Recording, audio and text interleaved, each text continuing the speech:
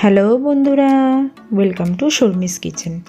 আজকে আবার অনেক দিন পরে একটা রেসিপি নিয়ে চলে এসেছি আপনাদের মাঝে।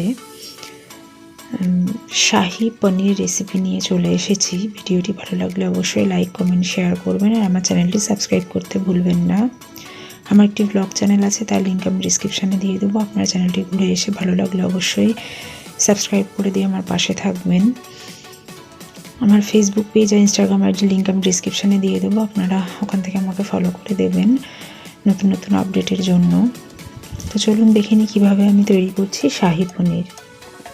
শাহি পনির তৈরি করার জন্য এখানে পনির আমি টুকরো টুকরো কেটে রেখেছি, আর লাগছে টক দই, টমেটো পিউরি, আর আছে কাজু বাদাম বাটা, আর এখানে আছে পেঁয়াজ রসুন আদা লঙ্কা বাটা, আর লাগছে কসুরি মেথি, গোটা গরম মশলা আর গোটা জিরে, আর এখানে আছে লবণ, চিনি, হলুদ, শুকনো লঙ্কার গুঁড়ো, কাশ্মীরি লঙ্কার গুঁড়ো আর জিরে গুঁড়ো, আর লাগছে ঘি, আছে দুধ আর ফ্রেশ ক্রিম।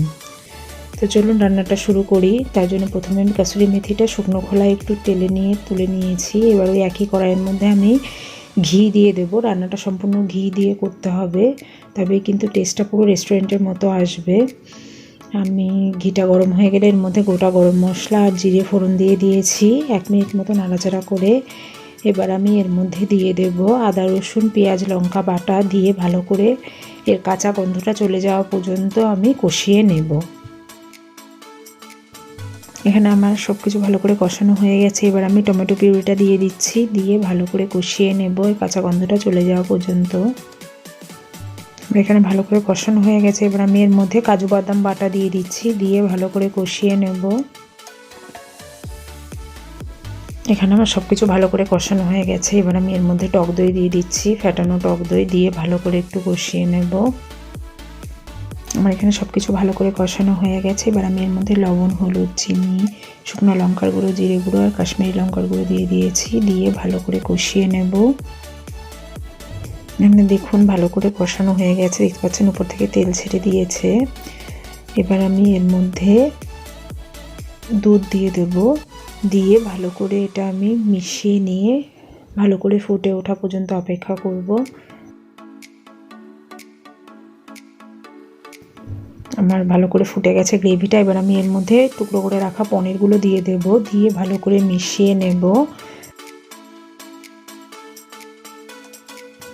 আমার এখানে সব কিছু ভালো করে ফুটে গেছে, আমি লবণ মিষ্টি সব দেখে নিয়েছি। এবার আমি এর উপর থেকে ফ্রেশ ক্রিম দিয়ে দিচ্ছি, আর দিয়ে দেবো কসুরি মেথি, দিয়ে ভালো করে মিশিয়ে নেব। আমার এখানে সব কিছু ভালো করে মেশানো হয়ে গেছে। এবার আমি গরম মশলার গুঁড়ো দিয়ে দেবো, দিয়ে ভালো করে মিশিয়ে আমি এটা পরিবেশন করব।